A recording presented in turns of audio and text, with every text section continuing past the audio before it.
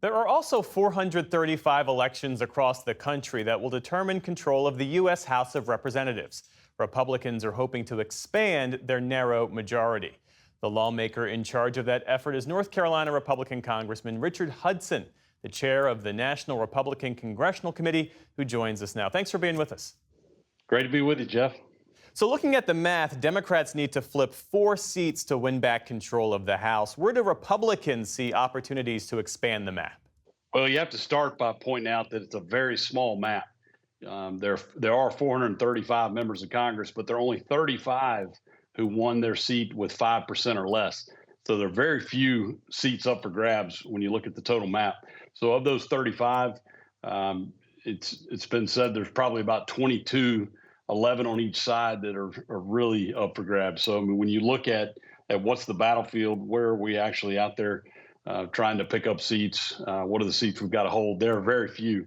But having said that, we feel like the environment is in our favor. We feel like the quality of candidates we've recruited as challengers around the country are very good. And so we're in a strong position to not just hold our majority, but we think we're going to pick up seats. The current Congress has been one of the least productive in decades. Republicans, with their narrow majority, have been, for the most part, locked in high-profile fights, many over the Speaker's gavel. How do you make the case to Americans that Republicans can not only hold the majority, but also govern effectively? Well, I think the American people aren't really concerned with who holds what gavel in Washington. I think they're worried about safety in their neighborhood. They're worried about an open border. They're worried about inflation and the fact that the things they need to buy for their families are too expensive. That's what's on voters' minds. And the voters have decided that Kamala Harris and Joe Biden, their policies have made them less prosperous and made them less safe. And if you look at the polling, they trust Republicans on these issues. You know, we as Republican House, we passed a number of bills that the Senate decided not to take up, but they demonstrate our positions on energy, on Parents' Bill of Rights to give parents more decision-making in education, measures to bring down inflation. These are the policies we're going to run on, and that's why I think we're going to be successful. There are more than a dozen Republican-held seats in districts that President Biden won back in 2020. How should those folks run? Should they run as aligned with Donald Trump, or should they try to distance themselves from him?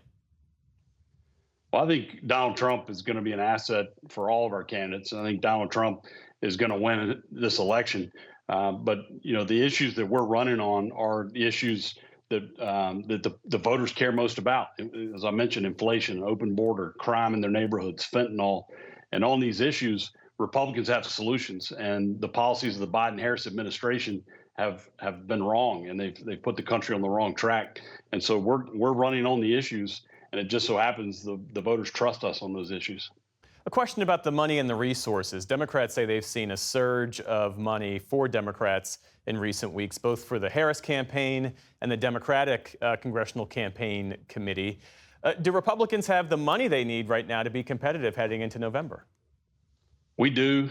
We've done a good job of fundraising. We've broken a lot of fundraising records, but it just so happens the Democrats have done better. And historically, Democrats have raised more money than Republicans. They have some structural advantages that allow them to do that. I don't need to match the Democrats dollar for dollar, but we do need to continue to raise money. The key is you've got to have the money for your candidates to tell their story and to connect with the voters, and we will have the resources to do that. So ballpark, how big a GOP majority are you expecting in November? Well, I'm not going to give you a number because if I fall one short, but we pick up a bunch, then it look like we failed. But I do feel very confident that we're not just going to hold the House. We're going to pick up some seats. But again, within that, that caveat I mentioned earlier, that there aren't that many up for grabs total. You're not going to see these huge swings that we've seen in the past, where 20 seats go one way or the other. Every single one of these 35 seats is going to be very close. Republican Congressman Richard Hudson of North Carolina, chair of the National Republican Congressional Committee. Thanks for being with us. Great to be with you, Jeff. Thank you.